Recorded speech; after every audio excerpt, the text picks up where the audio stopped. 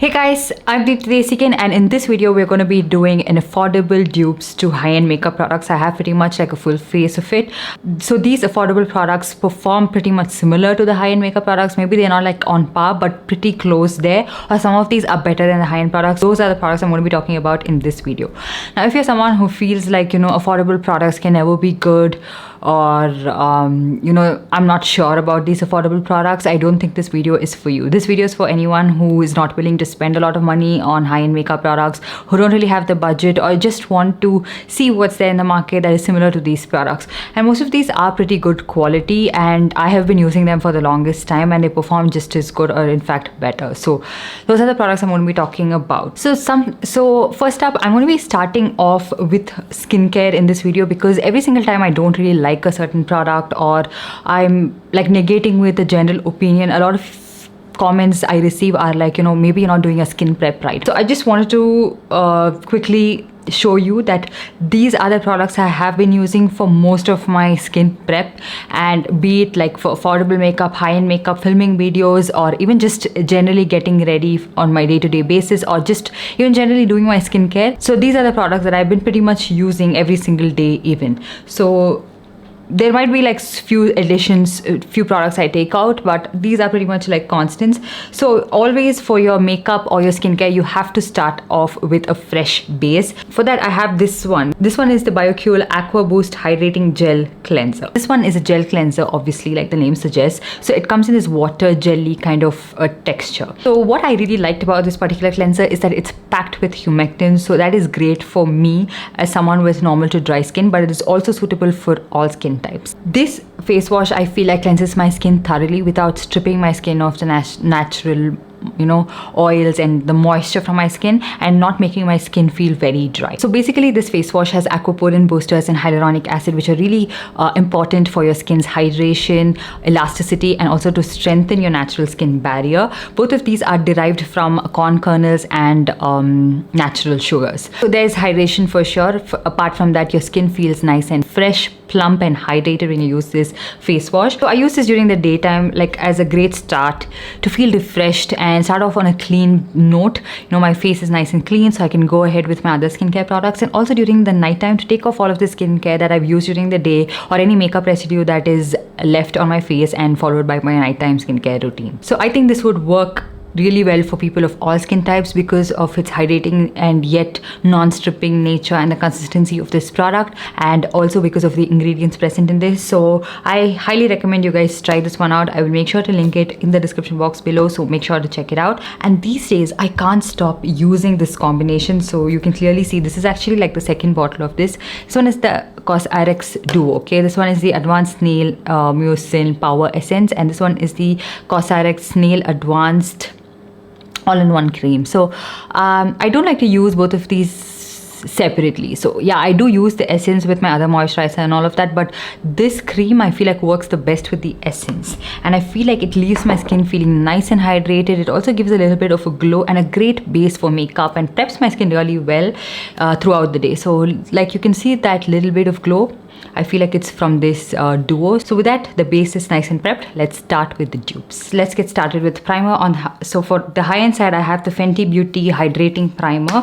I actually really did enjoy this primer. I got this one on a really good discount from the Fenty Beauty website, and if you wanted to order any Fenty Beauty products, you can order from the Fenty website, because the final price you see at checkout is the price you pay finally. There's no, like, it's inclusive of the shipping and the duty. You don't pay anything additionally when the package is delivered to you, and the delivery was really nice and swift. I've ordered about twice, and each time it was really nice and swift. So yeah,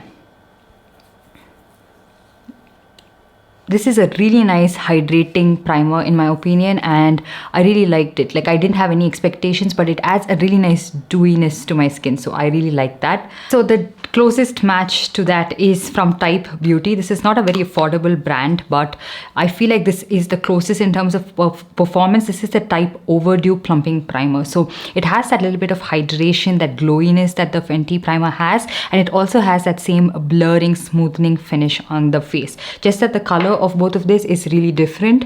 I'm not sure if they have one in similar kind of like a product, but this is the one that I picked up that works out really well for my skin, and I feel like the performance of it is very, very similar.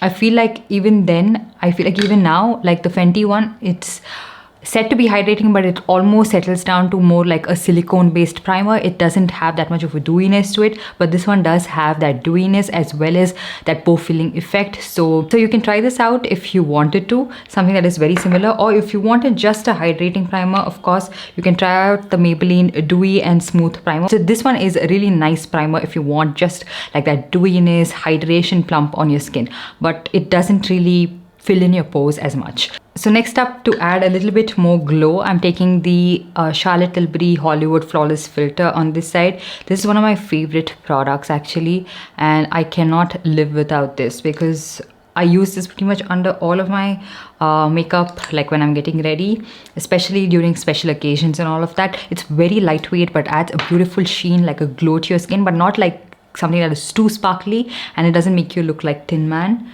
I have this one in the shade number 5.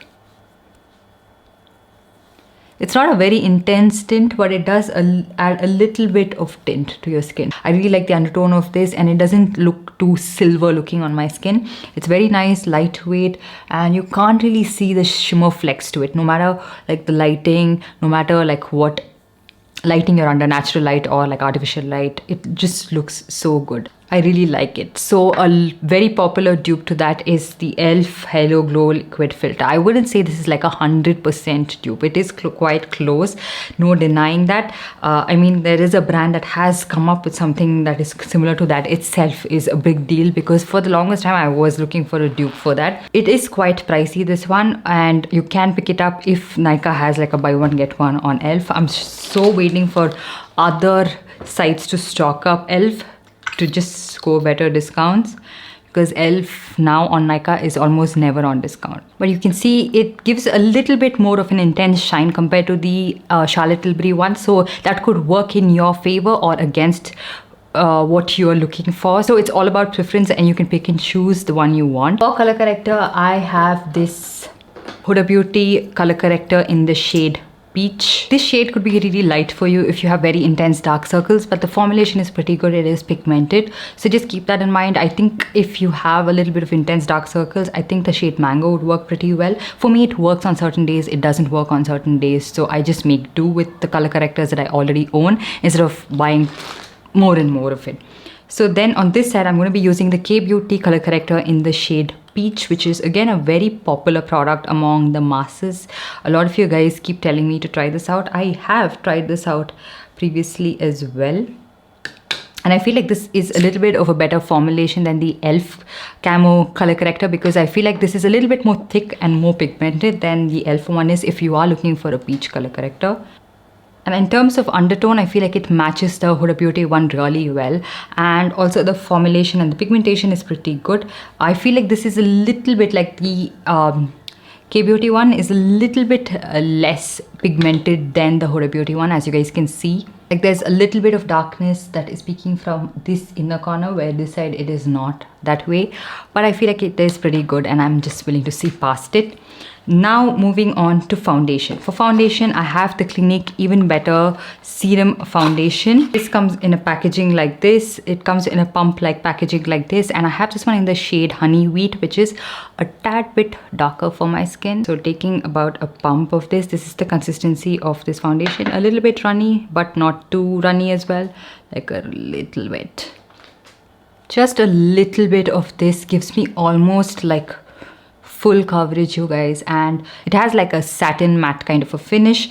Would work great for the summer months, for people with oily skin, people who sweat easily. It's a really beautiful foundation, and the shade match looks pretty good like on camera right now, because there's a little bit of a shadow underneath my face. Like I can see in real it is looking a little too orange, and I still have so much of that product left because I just had to take a very tiny amount of it. It gives beautiful coverage, and this didn't have a lot of good reviews as well. A lot of people with dry skin didn't like it, but I, so far from what I've tried, did really enjoy this foundation. I think I should get a good shade match for myself. For the dupe side, we have the KIRO Daily Dewy Serum Foundation. This is also a serum foundation which has skincare infused makeup similar to the Clinique one. It comes in a packaging like this, which I feel is sometimes inconvenient when you want to squeeze the product out, but this is what the consistency of the KIRO one looks like. So you can see this is the Clinique, this one is KIRO. KIRO is a little bit on the thicker side, but quite similar, and I feel like the finish of that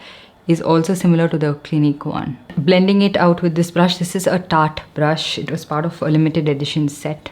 Even this KIRO foundation has really good coverage. A little bit of product is way more than enough to get it to like light medium to medium coverage. You guys can see I still have a little more product left, so I'm gonna build on it, because the Clinique one, I must say, is a little more pigmented and has way more coverage than the KIRO. So KIRO, I'm just gonna build on it, but it's not like it's lacking.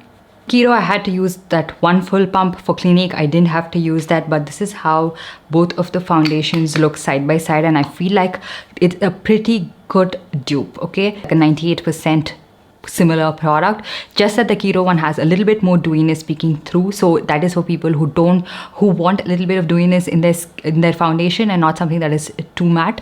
But the Clinique one is pretty much on the matte side, as you guys can see. Then for concealer, I actually almost forgot concealer and moved on to setting powder because I felt like my under eyes were looking good. Okay, so anyways, for concealer, we have the Stay Naked Quickie concealer from Urban Decay. This is very like similar to the Tarte Shape Tape, I feel like. A little bit drying compared to the Too Faced one also. So this I'm applying on this side. This would be great for people with oily skin, in my humble opinion. To blend that, I'm using the PAC 007 brush. You can see it's not as creamy as my other concealers are, and I find it to be a little bit like too rigid to blend and a little bit drying, okay? I feel like it's not for people who have a lot of lines, wrinkles, people who have dryness underneath your eyes. I think if you are in your early 20s, you would like it. People with oily skin might like it, but it's just not for me. I find it to be a little bit too drying. And then for this side, I have something that is very similar to that. This one is a L'Oreal Infallible Full Wear Concealer. This is very similar to a lot of high-end concealers and just works really good, like a high-end product. So I have this one in the shade 314. The Urban Decay one, I have it in the shade 50NN. Blending this out with the PAC 073 brush. I feel like this L'Oreal one also offers the same amount of coverage, but with a little bit more creaminess and a little bit more ease to blend it, and it looks way better underneath my eyes and for the fraction of the cost. So this is what both the concealers look like underneath the eyes. And I feel like the L'Oreal one is a pretty good dupe, in fact better, and it's a very close dupe to a lot of these kind of concealers, like the Anastasia Liquid Concealer, the Tarte Shape Tape, even the Urban Decay Quickie Concealer. Now to set all of this underneath the eyes, I'm going to be using the Nars finishing powder. This one is Nars Advanced Soft Matte Advanced Perfecting Powder. This is a perfecting powder. I feel like it's a finishing powder more than a setting powder, but it does a pretty good job of setting my under eye concealer as well. It's really nice, lightweight, finely milled, works really well for dry skin, and it also has a great amount of blurring property to it. So I have this one in the shade Beige, which is a little bit darker for my skin tone. Taking this in this mask concealer and highlighting brush, just a very light amount of it, and tapping off the excess. It does have a little bit of kickback, but I love the finish of this. Can you see how it instantly blurred out that under eye area? But it is pricey. Fret not, my friends, because I have an affordable dupe that I feel like performs exactly like this, and for a fraction of the cost. And you can also get this one for way better discount. This one is the Wet n Wild Bare Focus Clarifying Finishing Powder. I have this one in the shade Light Medium. I also have the transparent or translucent variant of that. I feel like that's a little bit too white for my under eye area, so I'm going to be using this one. It has that same softness, same sort of kickback, same kind of finely milled nature to it, and applying it on this side.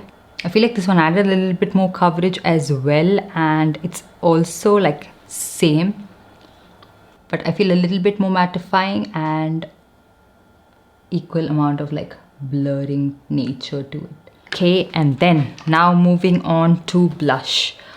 For blush, I have on this side the Charlotte Tilbury matte blush in the shade Pillow Talk Dream Pop. The shade is pretty pigmented on its own, so I don't think I need a lot of product for this.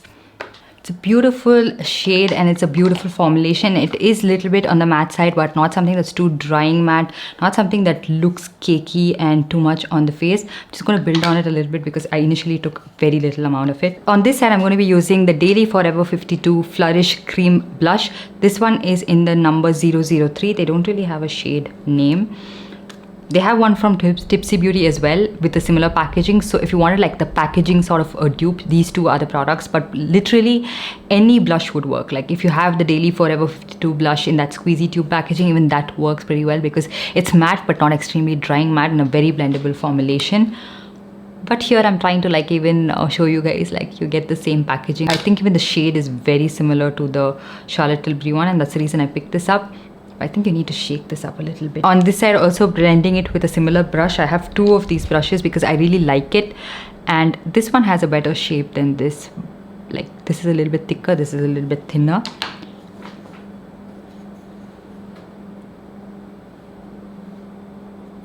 Oh, this is super pigmented, but similar shade. So this is how you're not supposed to apply liquid blushes. You're supposed to take it on the back of your hand and apply it. What I was thinking, but I did apply a little bit of this blush. It was too pigmented, as you guys can see, so I'm going to be taking it on the back of my hand. It has this very like neonish undertone as compared to the Charlotte Tilbury one. Charlotte Tilbury is a little bit more on the pink side and a more mellowed down version. The one thing with Charlotte Tilbury products is that it's never too much. Like you can always fix it. It's not like, it doesn't look heavy handed. So yeah, just taking a little bit of it, the back of my hand, and then applying it on my face. And then taking that same brush, just make sure to use this blush with a very light hand because it is a little bit like too pigmented, but the finish is very similar. It has that same skin-like finish. It's not too matte and it looks beautiful on the face. I feel like Daily Forever 52 blushes products are some of my favorite products. They just look so good on the skin. For contour, I have the Charlotte Tilbury Contour Wand in the shade Fair Medium. They do have a medium deep one as well. And this, you can just use the lightest amount of it. It is very cool tone for my skin, and the dupe that I have is not as cool toned as this one is, but again this product is super blendable. It adds the right amount of shadow without looking too much. So on this side I have the Daily Forever 52 Flourish Cream Contour.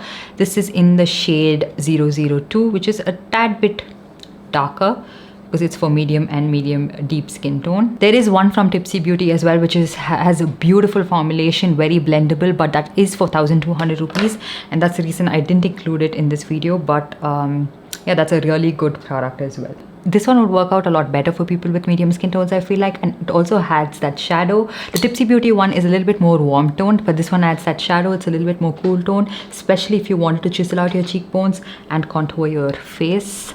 I feel like everything is looking a little too much on my face and unblended. I take a duo fiber brush and just quickly run it over my face. Now for highlighter, on this side I have the Rare Beauty highlighter in the shade Outshine. This is a really nice subtle liquid highlighter, but it does have a lot of shimmer particles and it is visible under various lightings. But a tiny drop of it is more than sufficient for your entire face. It's not the most wet looking highlighter that I own. It is a little bit like on that subtle side. On this side, I actually like this dupe way better because of the price, and I feel like it also performs a lot better. This one is the Insight Professional Liquid Highlighter. I have this in the shade 03 Blushing Sun. It's not as dry as the Rare Beauty highlighter, and also I feel like it's a little bit more blendable. Taking the other side of the brush, I feel like the shade works out a lot better for my skin tone, and I also like that it has that sheen. It's peeking through pretty well. This is not a very natural looking highlighter, but it's comparatively a lot more natural than a lot of other highlighters, liquid highlighters that I own, but I still prefer the Nykaa Strobe and Glow highlighter for that wet sheen and for that shimmer to not peek through as much. But even this one, like if you come really close under certain lighting, you can see it, but it's not too prominent. For setting spray on this side, I use the Charlotte Tilbury one, which I feel like fixes my makeup. Every single time there's too much of powderiness and all of that, it tones it down, but it doesn't add any amount of like any glow to my skin, nor does it like alter the makeup. It just takes off that powderiness but keeps the makeup looking seamless and nice and blended.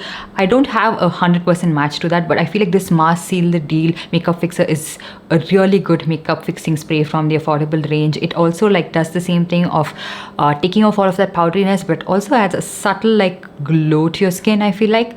And this is how both of this looks like side by side. I know that the Milani setting mist is said to be a very close dupe to the Charlotte Tilbury one, but I have that, but the nozzle never works and I'm not sure how to make it work. Then let's move on to the next category of makeup, which is mascara. So for this side I have the Huda Beauty One Coat Wow mascara. This is what the wand looks like, and it is a little bit of like a messy mascara. You have to like take off all of that excess and then apply it on your face, because it does get a little bit clumpy. But this is a mascara I have been using pretty much every single day. It is a good lengthening and volumizing mascara. It adds a pretty good amount of volume to my lashes, as you guys can see.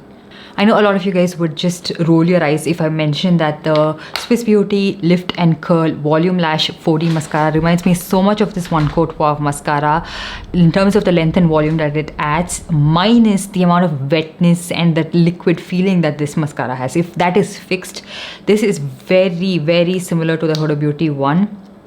It's just a little bit more on like the runny side, but the wand is nice and big. It adds nice amount of length and volume. Both of these are not waterproof, but just look at it.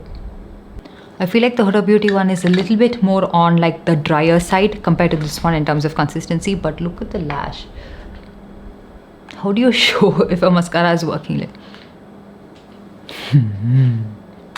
can you see that? It adds the same amount of length and volume. I feel like, in fact, the Swiss Beauty one is a little bit more lengthening even. And now moving on to lips. We have Flesh 5 from Pat McGrath. It is sort of like a reddish nude kind of a shade for my skin tone, and a similar one we have for that is from KIRO. This is in the shade Ginger Tea. It has that same red undertone to it, but it's not as sheeny as the Pat McGrath one is. It's a little bit more on the matte side and a lot more comfortable on the lips and very long lasting, way long lasting compared to the Pat McGrath one for literally less than half the price. And you can also get this on buy one get one most of the time. Yeah, that's pretty much it. I hope you guys enjoyed this video and found it helpful. Do let me know what other videos you'd like to watch, and if you have found any dupes in your collection, do let me know about that as well. We can make a part 2 on this. Make sure to comment down below, and while you're at it, give this video a big thumbs up and also subscribe to my channel and hit that notification bell so you're notified every time I upload a new video. And I'll see you guys in my next one. Bye.